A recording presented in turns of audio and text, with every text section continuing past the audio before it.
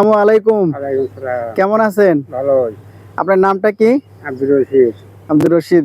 গ্রাম কোথায় আপনার? গ্রামের নাম কি? গ্রামের নাম আমার রংপুর জেলা। রংপুর জেলা না?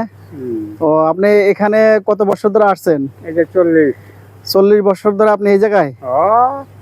ও, আপনার বয়স কত বর্তমান? কত চাতাম না ভাই।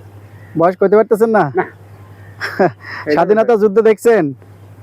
ছোট করে অবস্থায় যখন মা দুধ খায়, ওই সময় আপনি মায়ের বুকের দুধ খান, যুদ্ধ দেখেননি তাই তো?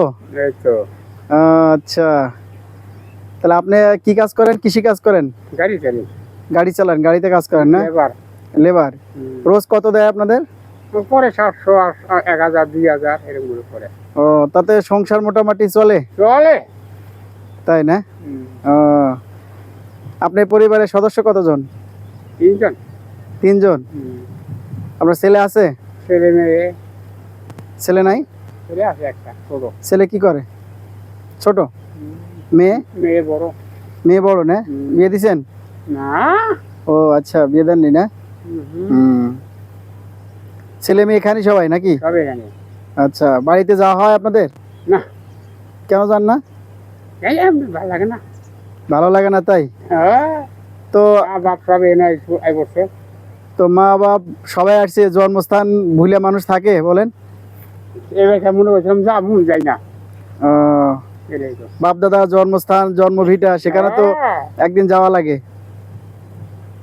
এই যে বাপে গেছে, কালকে আইছে বাপে, মা আইছে কালকে।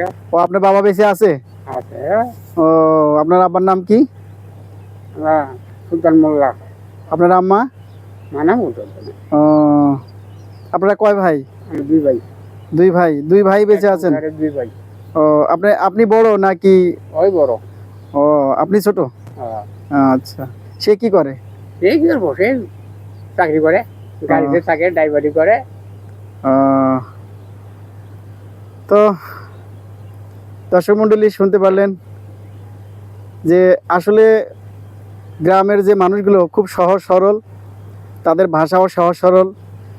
তার কাছ থেকে আপনারা শুনতে পারলেন, দেখতে পেলেন, তাকে যে কয়েকটি প্রশ্ন করা হয়েছে অতি সহজভাবে সে উত্তরগুলো দিয়েছে। খুবই ভালো লাগলো। ভিডিওটি ভালো লাগলে অবশ্যই লাইক, কমেন্ট, শেয়ার দিয়ে পাশে থাকবেন পরবর্তী নতুন কোনো ভিডিওর জন্য। ধন্যবাদ সকলকে।